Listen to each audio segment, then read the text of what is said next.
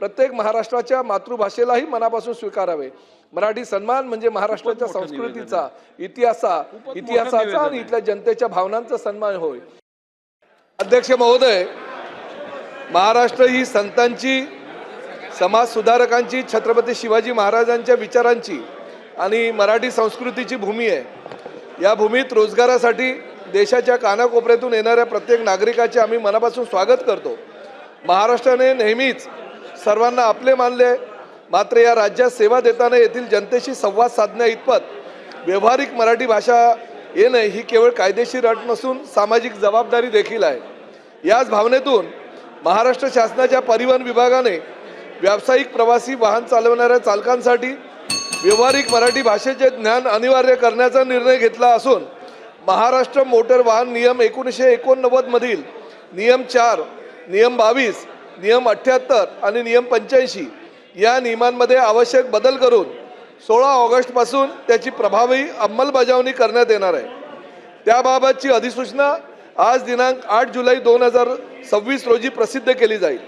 हा निर्णय कोणत्याही भाषेच्या विरोधात नसून महाराष्ट्रातील कोट्यावधी प्रवाशांच्या सुरक्षिततेसाठी, सुलभ संवादासाठी आणि ग्राहक विमुख सेवेच्या दृष्टीने अत्यंत महत्त्वाचा आहे।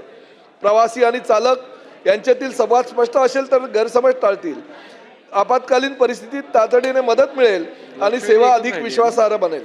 या निर्णयाची अंमलबजावणी केवळ आदेश काढून होऊ शकत नाही याची जाणीव आम्हाला होती आणि म्हणूनच परिवहन विभागाने मागे काही महिन्यांपासून व्यापक नियोजन करून अमराठी चालकांना व्यावहारिक मराठी शिकवण्याची ऐतिहासिक मोहीम हाती घेतली आहे। मी आमचे उद्योग मंत्री आदरणीय उदयजी सामंत यांचं मनापासून अभिनंदन करतो।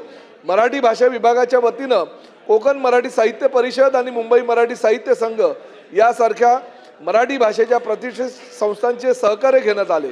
या संस्थांनी हजारो अनुभवी शिक्षकांची फळी उपलब्ध करून दिली। राज्यभर विविध RTO कार्यालयांमध्ये, प्रशिक्षण केंद्रांमध्ये आणि चालकांच्या सोयीच्या वेळेनुसार व्यावहारिक मराठी भाषेचे प्रशिक्षण वर्ग आजही आयोजित करण्यात येतात। अध्यक्ष महोदय, चालकांना दैनंदिन सेवेत आवश्यक असणारी वाक्यरचना, प्रवाशांशी नम्र संवाद, रस्ते, ठिकाणे, दिशा, भाडे, आपत्कालीन प्रसंग, महिला, ज्येष्ठ नागरिक आणि दिव्यांग प्रवाशांशी संवाद अशा अनेक सर्व बाबींचा समावेश असलेले व्यावहारिक अभ्यासक्रम तयार करण्यात आले। मराठी शिकणे चालकांसाठी ओझे न ठरता आनंददायी अनुभव व्हावा यासाठी सोपी पुस्तिका, संवादमाला आणि प्रशिक्षण साहित्य उपलब्ध करून देण्यात आले। महाराष्ट्रात रोजगार करणाऱ्या प्रत्येक व्यक्तीने या भूमीच्या भाषेचा सन्मान करावा ही अपेक्षा अवास्तव नाही। उलट मराठी शिकल्यामुळे चालकांना आत्मविश्वास वाढेल, प्रवाशांचा विश्वास संपादन होईल आणि त्यांच्या रोजगाराच्या संधी अधिक मजबूत होतील। मराठी ही कोणाला दूर करणारी भाषा नाही, ती माणसाला माणसाशी जोडणारी भाषा आहे।